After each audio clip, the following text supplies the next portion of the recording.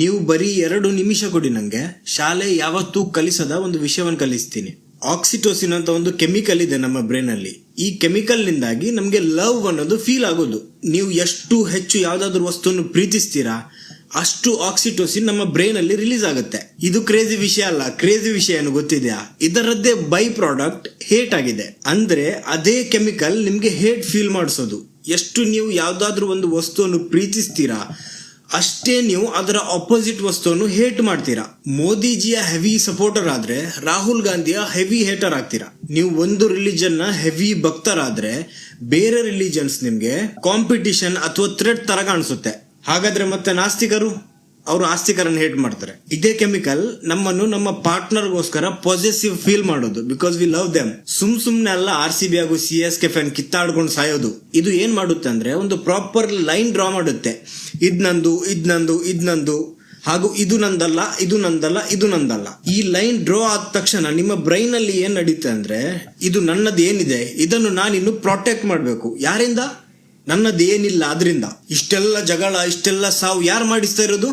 ಈ ಒಂದು ಕೆಮಿಕಲ್. ಇದು ಹೆಚ್ಚು ಜನರಿಗೆ ಗೊತ್ತಿಲ್ಲ. ಗೊತ್ತಾದ್ರೆ ಏನಾಗುತ್ತೆ ಗೊತ್ತಿದ್ಯಾ? ಎಷ್ಟೋ ರಿಲಿಜನ್, ಎಷ್ಟೋ ಪೊಲಿಟಿಕಲ್ ಪಾರ್ಟಿ ಹಾಗೂ ಎಷ್ಟೋ ದೇಶ ನೆಲಸಮ ಆಗ್ಬಿಡುತ್ತೆ. ಓಶೋ, ಮಹಾತ್ಮ ಗಾಂಧಿ, ಸ್ವಾಮಿ ವಿವೇಕಾನಂದ್, ಡಾಕ್ಟರ್ APJ ಅಬ್ದುಲ್ ಕಲಾಂ ಇವರೆಲ್ಲ ಮಹಾತ್ಮರು.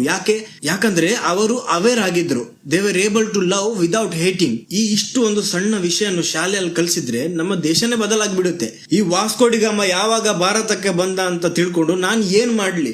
ಈ ಇಷ್ಟೊಂದು ಸಣ್ಣ ವಿಷಯವನ್ನು ಕಲಿಸಿ ಮನುಷ್ಯರಿಗೆ ಅವರ ಬ್ರೈನ್ ನ ಬಗ್ಗೆ ಗೊತ್ತಾಗ್ಬೇಕು, ಅವರ ಬಗ್ಗೆ ಗೊತ್ತಾಗ್ಬೇಕು. ಆವಾಗ ನಮ್ಮ ದೇಶ ಮುಂದೋಗೋದು. ಸೊ ನನ್ನ ಕೆಲಸ ಅವೇರ್ನೆಸ್ ಸ್ಪ್ರೆಡ್ ಮಾಡೋದು. ನಾನು ಅವೇರ್ನೆಸ್ ಸ್ಪ್ರೆಡ್ ಮಾಡಿದ್ದೀನಿ. ಸೊ ನೆಕ್ಸ್ಟ್ ಟೈಮ್ ನೀವು ಬೇರೆಯವರನ್ನು ದ್ವೇಷಿಸುವಾಗ ನಿಮ್ಮ ಮೆದುಳಿನಲ್ಲಿ ಒಮ್ಮೆ ಇಣುಕಿ ನೋಡಿ. ಜೈ ಕರ್ನಾಟಕ. ನಿಮ್ಗೆ ಗೊತ್ತಿದೆಯಾ, ಶಾಲೆ ಹಾಗೂ ಜೈಲಿನಲ್ಲಿ ಹೆಚ್ಚೇನು ಡಿಫ್ರೆನ್ಸ್ ಇಲ್ಲ. ಶಾಲೆಯಲ್ಲಿ ನಿಮ್ಗೆ ಬರೀ ಒಬಿಡಿಯಂಟ್ ಆಗೋದನ್ನು ಮಾತ್ರ ಕಲಿಸ್ತಾರೆ, ಕ್ರಿಯೇಟಿವ್ ಆಗೋದಲ್ಲ. ಇಲ್ಲಿ ನಿಮ್ಗೆ ಬಾಯ್ಪಾಠ ಮಾಡೋದನ್ನು ಮಾತ್ರ ಕಲಿಸ್ತಾರೆ, ಅರ್ಥ ಮಾಡ್ಕೊಳ್ಳೋದಲ್ಲ. ನಿಮ್ಗೊಂದು ಫ್ಯಾಕ್ಟ್ ಗೊತ್ತಿದೆಯಾ? ಎಜುಕೇಶನ್ ಸಿಸ್ಟಮ್ ನಿಮ್ಮನ್ನು ಜೀನಿಯಸ್ ಆಗಿ ಪ್ಯಾಷನ್ ಫಾಲೋ ಮಾಡೋದನ್ನು ಕಲಿಸುವುದಿಲ್ಲ. ಇದು ನಿಮ್ಮನ್ನು ಒಬ್ಬ ಒಳ್ಳೆ ಕೆಲಸಗಾರನಾಗಿ ಮಾತ್ರ ಪರಿವರ್ತಿಸೋದು.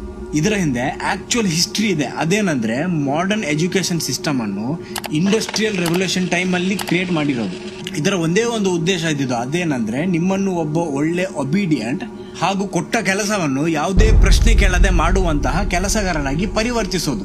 ನೀವು ಕರೆಕ್ಟ್ ಆಗಿ ನೋಟಿಸ್ ಮಾಡಿದ್ರೆ ನಿಮ್ಗೆ ಗೊತ್ತಾಗುತ್ತೆ. ಶಾಲೆಯಲ್ಲೂ ಫ್ಯಾಕ್ಟ್ರಿ ತರಾನೇ ಬೆಲ್ ಸಿಸ್ಟಮ್ ಇದೆ, ಡೆಸ್ಕ್ ಅರೇಂಜ್ಮೆಂಟ್ ಇದೆ, ಶಿಫ್ಟ್ಸ್ ಇದೆ, ಮಾಡಿದ್ದನ್ನು ಪ್ರತಿದಿನ ಮಾಡಿಸ್ತಾರೆ. ಕ್ಲಾಸಿನ ಟೈಮ್ ಅನ್ನು ನೋಡಿ, ಬೆಳಿಗ್ಗೆಯಿಂದ ಸಂಜೆವರೆಗೆ. ಇದು ನಿಮ್ಗೆ ಡೈಲಿ ರೂಟೀನ್ ಅನ್ನು ಅಭ್ಯಾಸ ಮಾಡಿಸೋದಕ್ಕೆ ಮಾತ್ರ ಮಾಡಿರೋದು. ಮತ್ತೊಂದೇನಂದ್ರೆ ಎಲ್ಲರ ಹೇಳೋದು ಬರೀ ಇಷ್ಟೇ, ಒಳ್ಳೆ ಓದಿ ದೊಡ್ಡವನಾಗಿ ಒಂದೊಳ್ಳೆ ಕೆಲಸ ಹುಡುಕಿ ಲೈಫಲ್ಲಿ ಸೆಟಲ್ ಆಗುವಂತ. ಯಾರು ಹೇಳುದಿಲ್ಲ ಒಳ್ಳೆ ಓದಿ ದೊಡ್ಡವನಾಗಿ ಬಿಸ್ನೆಸ್ ಮಾಡಿ ಸೆಟಲ್ ಆಗುವಂತ. ನನ್ನ ಲೈಫಲ್ಲೇ ಒಂದು 100 ಎಕ್ಸಾಂಪಲ್ಸ್ ಇದೆ. ನನ್ನ ಸ್ಕೂಲಿನ ಟಾಪರ್ ಏನಿದ್ದ, ಅವನು ಡಿಗ್ರಿ ಫಿನಿಶ್ ಮಾಡಿ ನಂತರ ಇವತ್ತಿರುವವರೆಗೆ ಒಂದು ಬ್ಯಾಂಕ್ ಅಲ್ಲಿ ಕೆಲಸ ಮಾಡ್ತಾ ಇದ್ದಾನೆ. ಅದೇ ಕ್ಲಾಸ್ ಅಲ್ಲಿ ನನ್ನ ಜೊತೆ ಓದ್ತಾ ಇದ್ದ ಒಬ್ಬ ಫ್ರೆಂಡ್ 9th ಅಲ್ಲಿ ಡ್ರಾಪ್ ಔಟ್ ಆಗಿದ್ದ. ಇನ್ನೊಬ್ಬ ಇದ್ದ, ಅವ್ನು 10th ನಂತರ ಶಾಲೆಗೆ ಹೋಗಿಲ್ಲ. ಇವರೆಲ್ಲ ಈಗ ಬಿಸ್ನೆಸ್ ಮಾಡ್ತಾ ಇದ್ದಾರೆ. ಯಾಕೆ ಅಂತ ಒಂದು ರೀಸನ್ ಇದೆ, ಅದು ಹೇಳ್ತೀನಿ ನಿಮ್ಗೆ. ಡಿಗ್ರಿ ಫಿನಿಶ್ ಮಾಡಿ ಒಂದು ಒಳ್ಳೆ ಓದಿದ್ದ ನನ್ನ ಟಾಪರ್ ಫ್ರೆಂಡಿಗೆ ಕೆಲಸ ಸಿಕ್ಕಿತ್ತು. ಅವನ ಕೆಲಸದ ಲೈಫಿಗೆ ಸೆಟಲ್ ಆಗ್ಬಿಟ್ಟ. ಈ ಕಡೆ ಶಾಲೆಯಿಂದ ಡ್ರಾಪ್ ಔಟ್ ಆದ ನನ್ನ ಫ್ರೆಂಡ್ಗಳಿಗೆ ಕೆಲಸ ಎಲ್ಲೂ ಸಿಗ್ಲಿಲ್ಲ. ಅವನಿಗೆ ದುಡಿಯೋದಕ್ಕೆ ಬಿಸ್ನೆಸ್ ಮಾಡ್ಲೇಬೇಕಾಯ್ತು. ಇದು ಅವನ ಅನಿವಾರ್ಯ ಆಗಿತ್ತು. ಇನ್ನೊಂದು ವಿಷಯ ಏನಂದ್ರೆ, ಟಾಪರ್ ಆಗಿದ್ದ ನನ್ನ ಫ್ರೆಂಡ್ 22-23 ವರ್ಷದವನಾಗುವವರೆಗೆ ಅವನಿಗೆ ಬರೀ ಪುಸ್ತಕದ ಬದನೆಕಾಯಿ ಬಿಟ್ಟು ಬೇರೆ ಏನು ಗೊತ್ತಿರ್ಲಿಲ್ಲ. ಅದೇ ನನ್ನ ಡ್ರಾಪ್ ಔಟ್ ಆದ ಫ್ರೆಂಡ್ 16 ವರ್ಷದಲ್ಲೇ ಡ್ರಾಪ್ ಔಟ್ ಆಗಿ ನಂತರ ರಿಯಲ್ ಲೈಫ್ ಅನ್ನು ಎಕ್ಸ್ಪೀರಿಯನ್ಸ್ ಮಾಡ್ಲಿಕ್ಕೆ ಸ್ಟಾರ್ಟ್ ಮಾಡಿದ್ದ. ಇವರಿಬ್ರು 22 ವರ್ಷದವರಾಗುವಾಗ ಒಬ್ಬನ ಹತ್ರ ಬರೀ ಕಾಲೇಜ್ನ ಡಿಗ್ರಿ ಇದ್ದಿದ್ದು, ಇನ್ನೊಬ್ಬನ ಹತ್ರ 6 ವರ್ಷದ ರಿಯಲ್ ಲೈಫ್ ಎಕ್ಸ್ಪೀರಿಯನ್ಸ್ ಇತ್ತು ಒಂದು ಪರ್ಟಿಕ್ಯುಲರ್ ಫೀಲ್ಡ್ ಅಲ್ಲಿ. ಓಕೆ ಅಪ್ಪ, ಡಿಗ್ರಿ ಕಲ್ತವನಿಗೆ ಮುಂದೆ ಹೋಗಿ ಒಳ್ಳೆ ಕೆಲಸ ಸಿಗುತ್ತೆ, ಒಳ್ಳೆ ಸ್ಯಾಲರಿ ಇರುತ್ತೆ ಅಂತ ಹೇಳುವವರಿಗೆ I have a bad news. First of all ಕೆಲಸನೇ ಸಿಗ್ತಾ ಇಲ್ಲ. ಸಿಕ್ಕಿದ್ರು 15-20 ಸಾವಿರ, ಒಳ್ಳೆ ಲಕ್ ಇದ್ರೆ 50-60 ಸಾವಿರ ಅಂತಾನೆ ತಿಳ್ಕೊಳ್ಳೋಣ. ಈ ರೋಡ್ ಸೈಡ್ ಅಲ್ಲಿ ಪಾನಿಪುರಿ ಮಾರುವವನು 1 ಲಕ್ಷ ಸಂಪಾದನೆ ಮಾಡ್ತಾ ಇದ್ದಾನೆ. I am done with this topic. ಮುಂದೆ ಹೋಗೋಣ.